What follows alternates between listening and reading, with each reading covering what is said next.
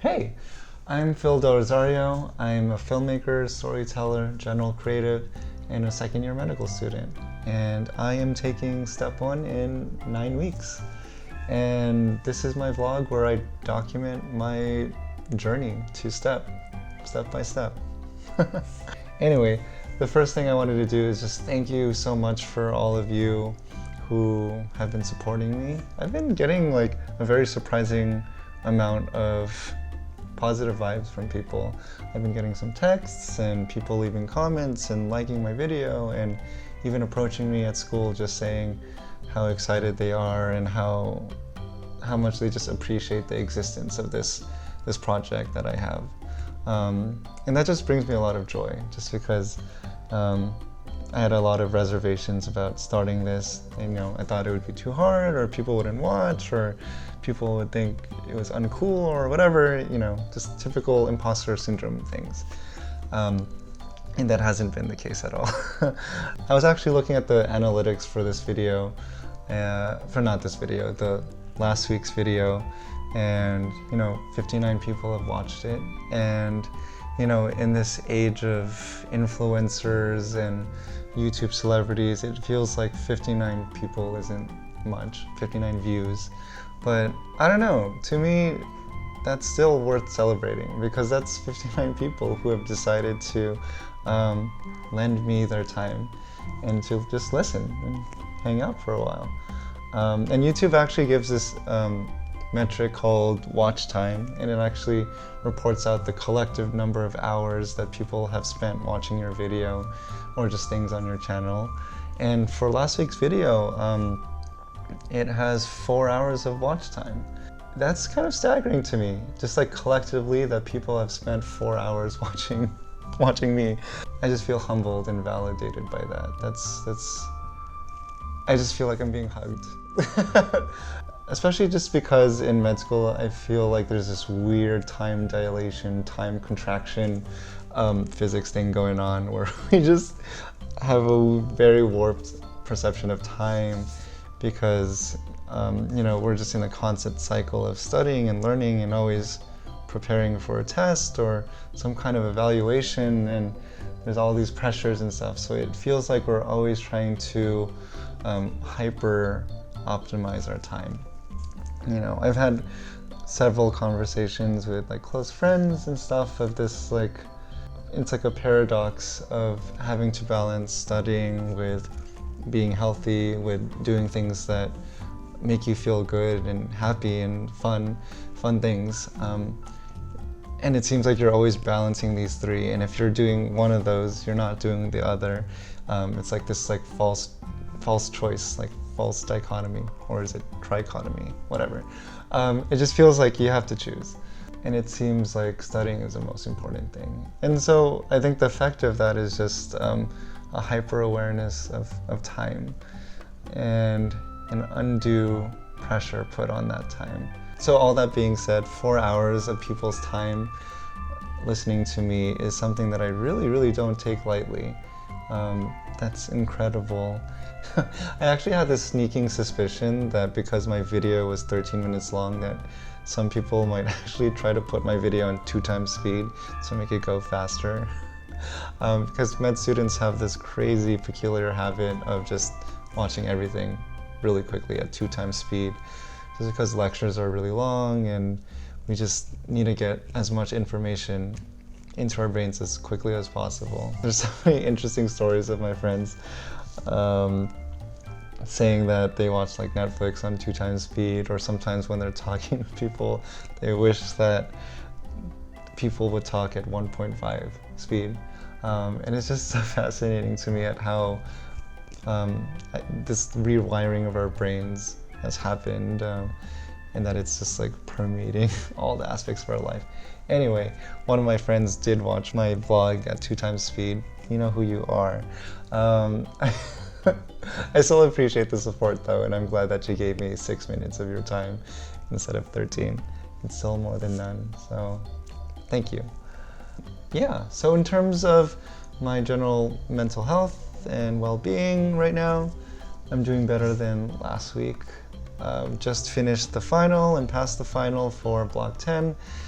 And now I just have one block to go until second year is done. And that's a very relieving feeling, exciting feeling. You know, time is just flying by.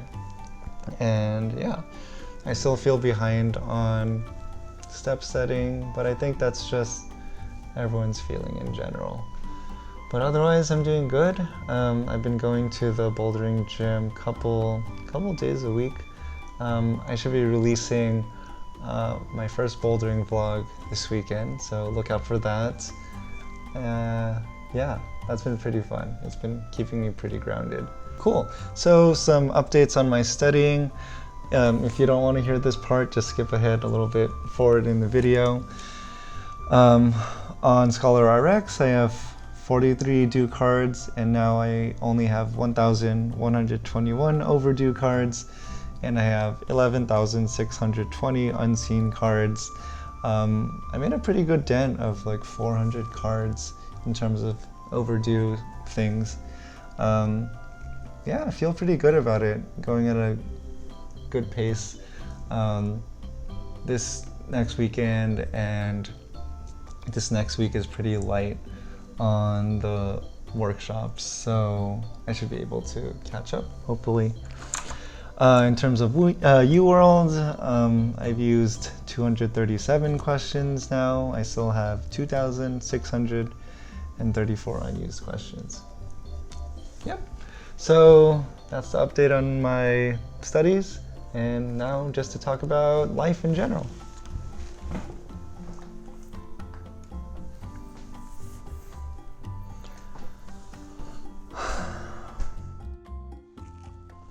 So, I've been reading a lot more recently. That was one of my goals in 2020, was to read like a book a month or something. And it's been going pretty well. I started just reading nonfiction stuff, really easy. David Sedaris's Calypso, this great memoir, hilarious as usual. Deeply personal, but just wildly funny. Show Your Work by Austin Kleon, which I mentioned last week in last week's vlog. And then I just finished James Clear's book, Atomic Habits, essentially on how to build good habits and break bad ones. And that one was pretty good. I've really just been trying to get in a habit of reading something so easy, so that I don't think it's a bother to read. I can just like pick up my Kindle or pick up my library book and just start reading. And it's actually been working. I actually read a lot now. I'm starting to associate reading with commuting and just like, instead of picking up my phone, I just pick up my Kindle or like a book. And I find that I get distracted less, and I feel better about just reading instead of scrolling on Instagram and something like that. So now now that I've built up my stamina, I've delved back into fiction. I'm reading Haruki Murakami's 1Q84, which is an enormous book, but I'm liking it so far. I really miss rich writing. It's so good. Haruki Murakami, actually, one of his short stories called Barn Burning got turned into this amazing Cannes-winning film called Burning. If you're a fan of Steven Yeun from The Walking Dead, he's in that. I highly recommend. But anyway, I love Murakami's style, and as much as I love movies, there's something about the richness of the written word that I really enjoy. I'll read you a part of 1Q84. Aomami waited for what was to follow, but nothing followed.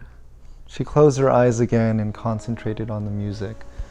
She knew nothing about Janishek as a person, but she was quite sure that he had never imagined that in 1984 someone would be listening to his composition in a hushed Toyota Crown Royal Saloon on the gridlocked elevated Metropolitan Expressway in Tokyo. Why, though? Aomami wondered. Had she instantly recognized the piece to be Januszek's Sinfonietta? And how did she know it had been composed in 1926? She was not a classical music fan, and she had no personal recollections involving Januszek. Yet, the moment she heard the opening bars, all her knowledge of the piece came to her by reflex, like a flock of birds swooping through an open window. The music gave her an odd, wrenching kind of feeling. There was no pain or unpleasantness involved, just a sensation that all the elements of her body were being physically wrung out. Aomami had no idea what was going on. So that wasn't even like the best excerpt or anything like that, but I think it definitely shows just how rich writing can be to make exposition exciting and like so sharp. You know, whenever you hear these crisp descriptions of things, it's just like it's so clear in your mind, and when people use the perfect metaphor, it's like yes, I get that feeling. And that's just like unparalleled, and I've been missing that in my life. That being said, I think there's still some things that cinema and that art form can convey so much better than books. I love them equally, but I mean, just like, you know, take this next scene from E.T. It just captures so much joy and excitement. It's just like you explaining all of that would just take too many words.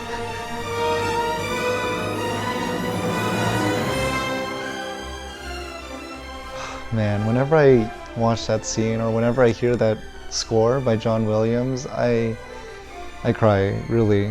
I truly it's just so evocative, and it's so tied with that scene and like the emotions and the, you know, these kids who are escaping from the police and saving E.T. It's unmatched.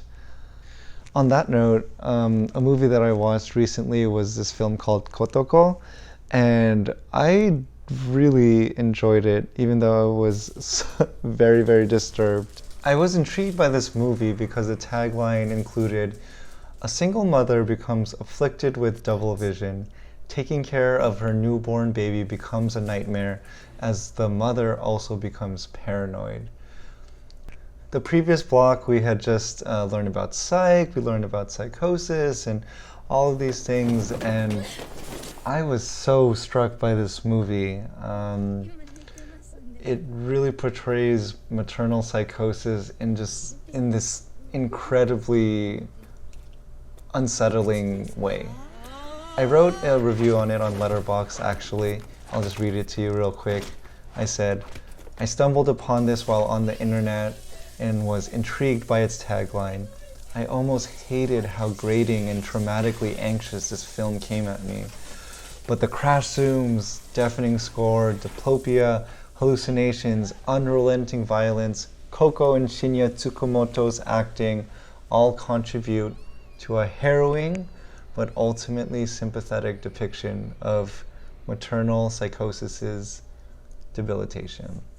I highly recommend this movie. It's definitely not an easy movie to watch. It has a lot of nauseating crash zooms. There's lots of scenes of self-harm, self-mutilation, and extreme violence, really. But it's all in service of really showing how traumatic it is to be like in that point of view of experiencing psychosis and feeling the social trauma that comes with that, with people not understanding what you're going through and ostracizing you when all you really want to do is just to exist and survive.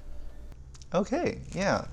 So that's all I wanted to talk about. I mean, I don't want this video to be too long again. People might have to 3 times speed this video. Looking to watching some movies. I really want to watch Birds of Prey, and I want to check out 1917, mostly for the cinematography. I'm really interested to see that one-shot cinematography, because I really loved Birdman, and that was a real piece of cinematic magic. So yeah, I'm excited to see 1917, see Roger Deakins' work. All right, I'll see y'all next week. Thank you so much for watching and listening to me ramble and talk about random stuff. Check out that bouldering vlog that will come out on the weekend, and the next step 1 progress video next Thursday. All right, catch you later. Watch more of my stuff.